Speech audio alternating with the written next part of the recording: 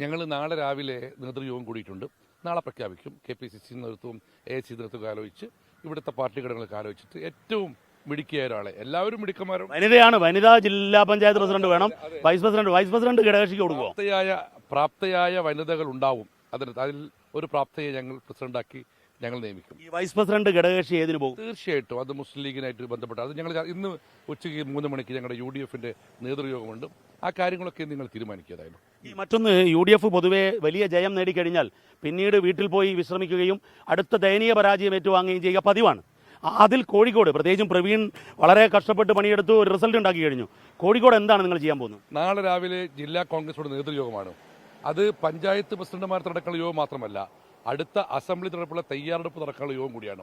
പ്രത്യേകിച്ച് SIR ബന്ധപ്പെട്ട വിഷയങ്ങളുമായിട്ടുള്ള ഓരോ പഞ്ചായത്തുകളിലേക്കും ആളുകൾക്ക് ചാർജ് കൊടുക്കാനുള്ള യോഗമാണ്. ഞങ്ങൾ നിയമസഭയിലുള്ള പ്രവർത്തനം നാളെ ആരംഭിക്കുകയാണ്. അടുത്ത ലക്ഷ്യം 13 നിയോജകമണ്ഡലമാണോ കോഴിക്കോടുള്ളത്, 13 ഔട്ട് ഓഫ് 13 ആണ് ഞങ്ങളുടെ ലക്ഷ്യം.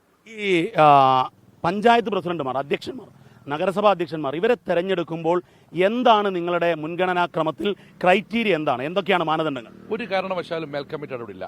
കാരണം അതാത് സ്ഥലങ്ങളിലെ മണ്ഡലം കമ്മിറ്റിയുടെ പേരുകൾ ഞങ്ങൾ അംഗീകരിക്കും.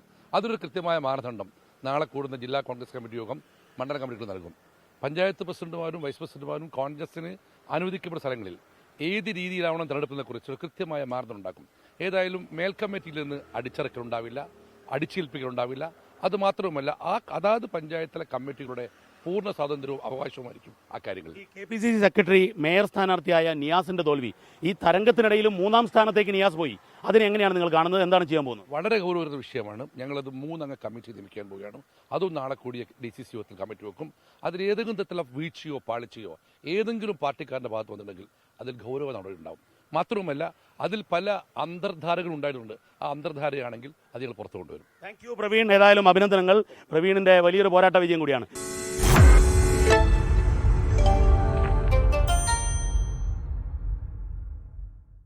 ലോകത്തെവിടെയായാലും ഏത് സമയത്തും 24 വാർത്തകളും ഓഗ്മെന്റഡ് റിയാലിറ്റി പാക്കേജുകളും എക്സ്പ്ലെയിനറുകളും വിശദമായി കാണാൻ ഞങ്ങളുടെ YouTube ചാനൽ നിങ്ങൾക്ക് സബ്സ്ക്രൈബ് ചെയ്യാം.